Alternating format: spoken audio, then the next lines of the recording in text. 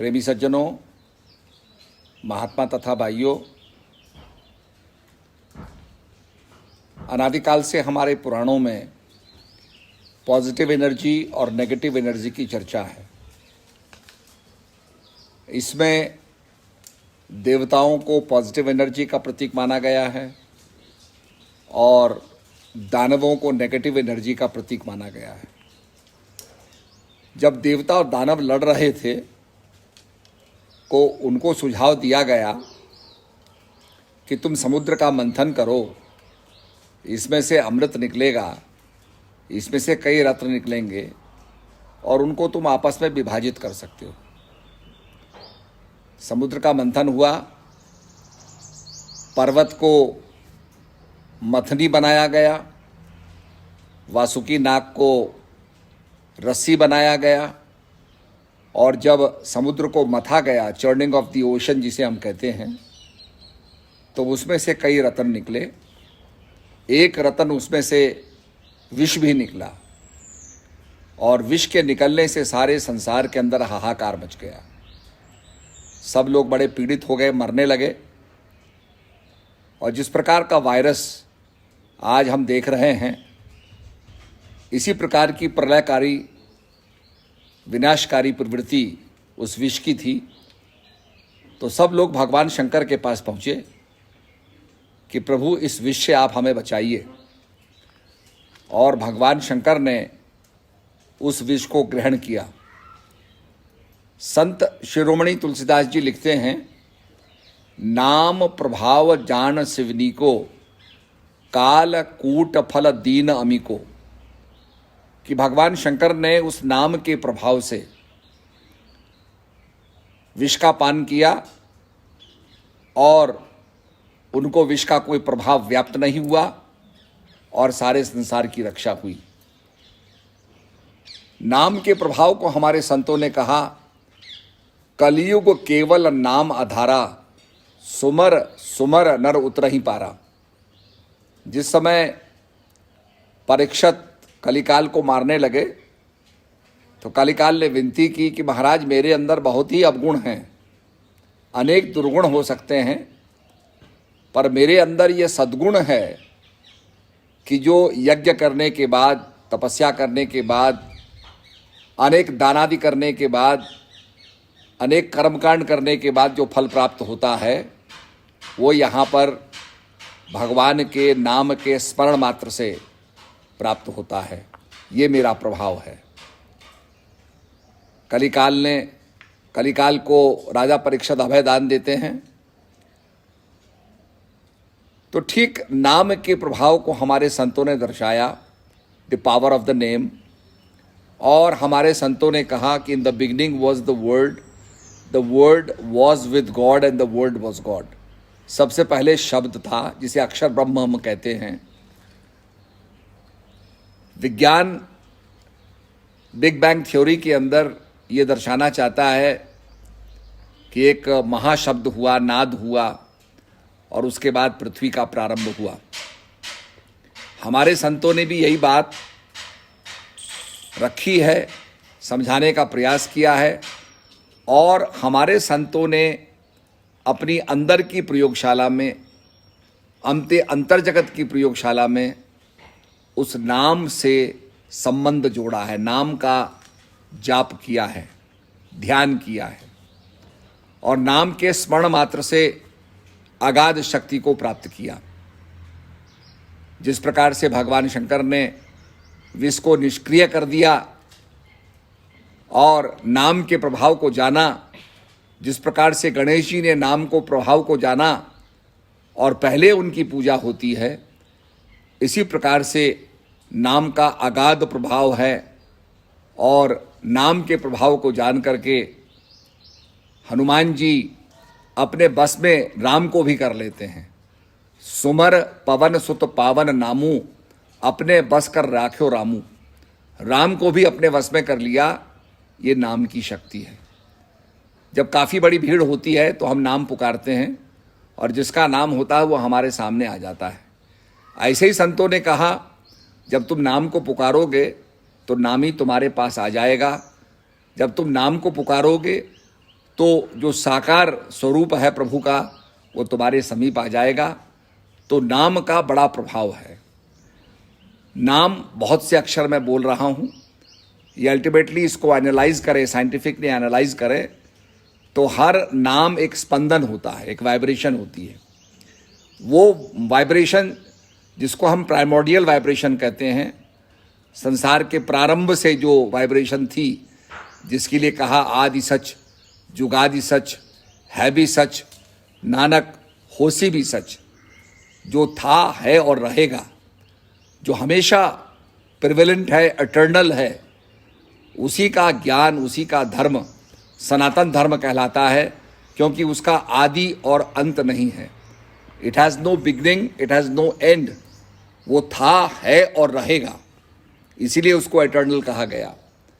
तो हमारे संतों ने नाम के प्रभाव को दर्शाया, नाम के प्रभाव की बड़ी चर्चा की गई, और उस नाम के प्रभाव की चर्चा का प्रभाव है कि हमारे संतों ने नाम की स्तुति गाई, नाम का प्रभाव बताया, महत्व बताया। आज इस संकट के समय में हमें सुमरण करना है, भजन करना है, और उस ध्यान के ज़रिए जो नेगेटिव एनर्जी है इसे समाप्त करना है। नेगेटिव एनर्जी पॉजिटिव एनर्जी से ख़त्म होगी। जिस समय हम पदयात्रा कर रहे थे और हमने जो है गुजरात के अंदर पदयात्रा की, जहाँ पर नमक बनाया जाता है, वहाँ से लेकर के हम साबरमती तक पहुँचे। तो साबरमती में जहाँ गांधी जी का आश्रम था, वहाँ हमारा सम्मान किया गया, हमें वहाँ पर एक हमारा ऑनर किया गया। तो वहाँ पर एक दीवार के ऊपर लिखा था, महात्मा गांधी जी का एक वाक्य था कि अंधेरा कितना भी घना क्यों ना हो, प्रकाश की एक किरण उस अंधेरे को समाप्त कर देती है। इसी प्रकार से नेगेटिविटी कितनी क्यों ना हो, अगर हम एक पॉजिटिव जो रोशनी है उसको हम प्रकट करते हैं, पॉजिटिवनेस की तरफ कदम बढ़ाते हैं, तो नेगेटिविटी धीरे धीरे ख़त्म हो जाती है।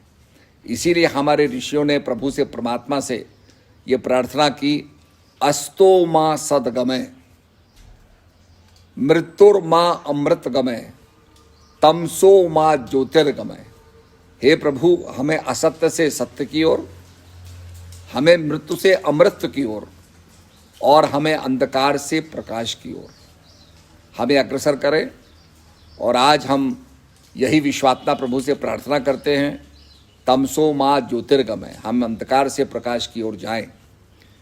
हमारे ऋषियों ने अपने जीवन में, अपने आध्यात्मिक साधना में जो अनुसंधान किया और जो आत्मनिरीक्षण किया, आत्मानुभव किया, वो यही किया कि वो पराशक्ति प्रकाश स्वरूप है। इसीलिए गायत्री मंत्र के अंदर आता है, ओम भूर्भुवः स्वः तत्सवितुर्वरेण्यं भर्गो देवस्य धीमहि धियो यो न प्रचोदयात्, कि वो परमात्मा प्रकाश स्वरूप है, और उसके प्रकाश स्वरूप का दीदार एक ज्ञानी करता है, जो अपने मन को एकाग्र करता है, अपने मन को कॉन्सेंट्रेट करता है, वो उस प्रकाश स्वरूप का अनुभव करता है। तो जीव ने जब परमपिता परमात्मा का अनुभव किया, उसका एक्सपीरियंस किया, आत्मदर्शन किया, आत्मज्ञान प्राप्त किया, तो प्रकाश के रूप में किया। तो इसलिए हमें ध्यान के ज़रिए, नाम सुमरण के ज़रिए एक पॉजिटिव एनर्जी को पैदा करना है। आज आप देखेंगे कि संसार के अंदर सब लोगों से आग्रह किया जा रहा है कि आप अपने घर के अंदर रहिए, आप बाहर मत जाइए। जो हम बाहर मुखी हो गए थे और अक्सर ये कहते थे, साहब समय नहीं है, हम कहाँ जाएं, कैसे दर्शन करें, हमारे पास टाइम नहीं है, हम साधना कैसे करें, हम भजन कैसे करें। आज आपके पास समय ही समय है। परमपिता परमात्मा ने इतना समय दे दिया कि आप समय अपने परिवार के साथ बिताइए, आप समय अपने लिए निकालिए, आप भजन कीजिए, अपने आध्यात्मिक शक्ति को बढ़ाइए। मुझे आज सवेरे सवेरे हमारे बहुत पुराने प्रेमी थे भगत राम जी, बहुत सेवा करते थे, और बहुत से प्रेमियों ने उनका भंडारा जो हमेशा हर प्रोग्राम में होता था, बैसाखी में और हंस जयंती के समय में जो भंडारा हमारा बनता था, उसके प्रमुख सेवादार वही होते थे। वही भंडारे का आयोजन करते थे, भंडारा बनवाते थे, निरीक्षण करते थे, रात और दिन बैठ करके। वो सब हमारे जो पुराने प्रेमी हैं, जिसमें बिहारी लाल जी थे, हरिराम जी थे, सब बैठ करके सेवा करते थे। तो भगत राम जी जब कहीं जाते थे तो बड़ी सीधी बात कहते थे।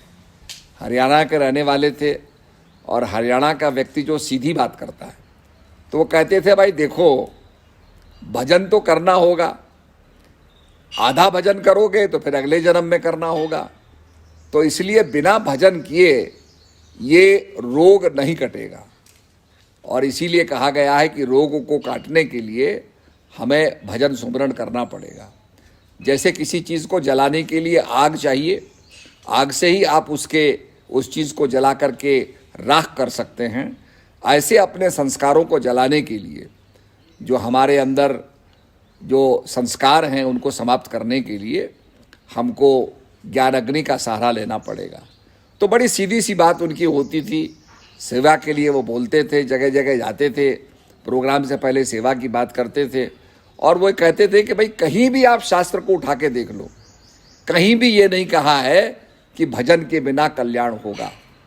बार मथे घृत होए बरु, सिकता ते बरु तेल, और बिन हरि भजन न भव तरह, यह सिद्धांत अपेल।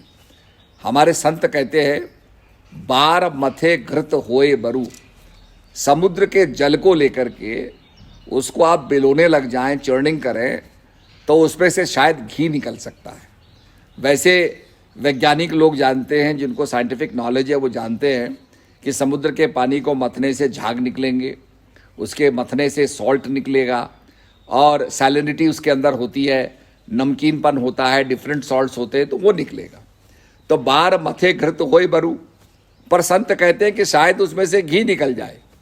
बार मथे घृत होए बरु, सिकता ते बरु तेल, और रेत को पीसने से उसमें सिलिकॉन होता है, जिसके चश्मे बनते हैं, का ग्लास बनता है, सिलिकॉन से बनता है, तो ये निकलता है। तो कहा भाई उसके अंदर से तेल निकल जाए, उसके अंदर से ऐसा तेल निकल जाए जो लाभकारी हो, तो कहता है ये भी शायद असंभव संभव हो सकता है। पर बिन हरि भजन न भव तरें, कहा भाई कोई आदमी ये समझे कि बिना हरि भजन के मैं संसार सागर से पार उतर जाऊंगा, तो कहा ये नहीं हो सकता है। Lot of impossible things can become possible.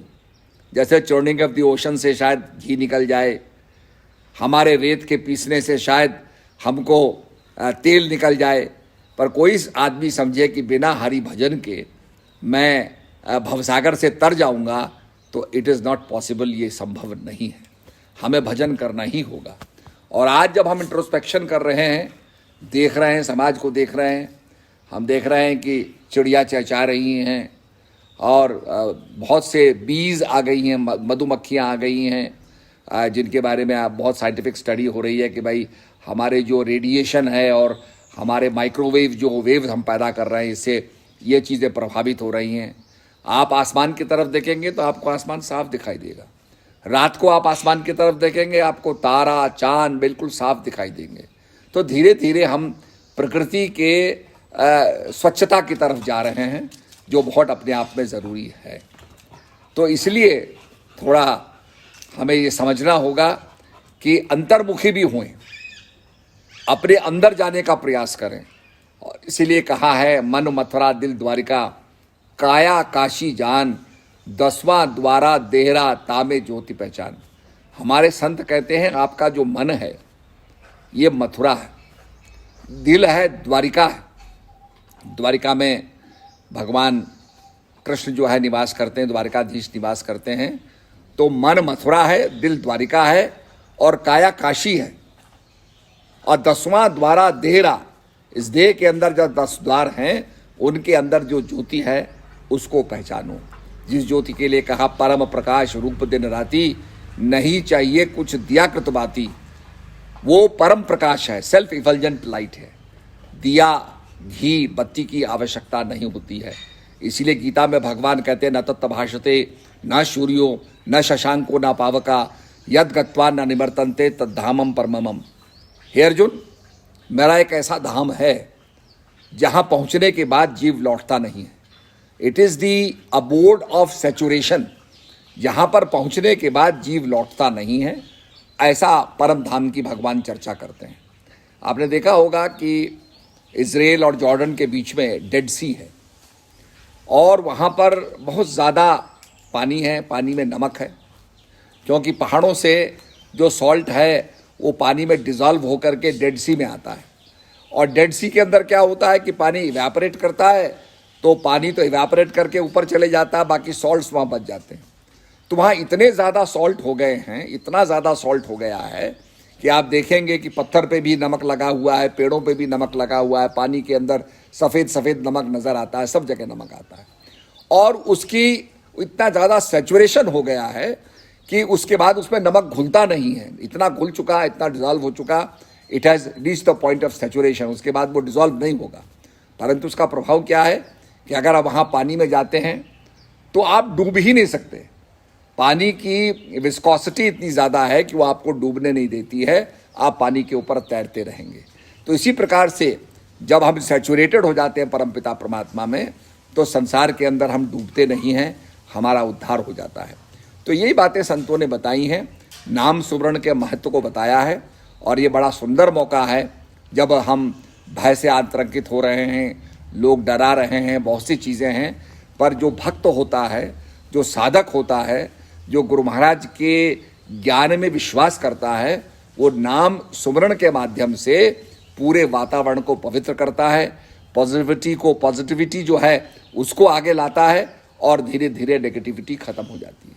आज संसार के पास करने को कुछ नहीं है, सब भयभीत आतंकित हैं, पर भगवान का नाम है जो उसका सहारा लेते हैं। इसीलिए सूरदास जी ने कहा संवत 2000 के ऊपर ऐसा योग पड़े, पूरब पश्चिम उत्तर दक्षिण 34 काल पड़े, और काल बलि से वही जब बचेगा जो हंस का ध्यान धरे, रेमन धीरज क्यों न धरे। तो आज वो हंस जो आत्मा है उसका नाम जपना है, और हंस जी महाराज ने इसी ज्ञान का प्रचार किया, माता जगत जननी जी ने उसी ज्ञान का प्रचार किया। आज उसी ज्ञान को हमने अपने जीवन में लाना है, भजन करना है, और भजन की शक्ति से इस नेगेटिविटी को ख़त्म करना है। जो चारों तरफ नेगेटिविटी फैल गई है उसको ख़त्म करना है। और जब हम शांत रहेंगे, परिवार में शांति होगी, समाज में शांति होगी, हमारे ज़िले में शांति होगी, जनपद में शांति होगी, और देश में शांति होगी। तो ये बहुत ज़रूरी है कि आज हम नाम सुमरण करें, और ये बड़ा सुंदर मौका मिला है। आज हम सब कामों को छोड़ करके इसमें भजन सुमरण करें और अपने जीवन की कमाई करें। ये तो कमाई करनी होगी। अगर कोई समझे कि बिना भजन के मेरा कल्याण हो जाएगा, तो ये होने वाला नहीं है। संकट सबके जीवन में आते हैं, संकट से भागना नहीं चाहिए। तो मैं यही कहूँगा, सबका कल्याण हो, भजन सुमरण करें, और अपनी जो पूंजी जो हमारे साथ जाने वाली है वो नाम कमाई की पूंजी जाने वाली है। इसलिए नाम की कमाई करके अपना कल्याण करें। हरिओम तत्सत।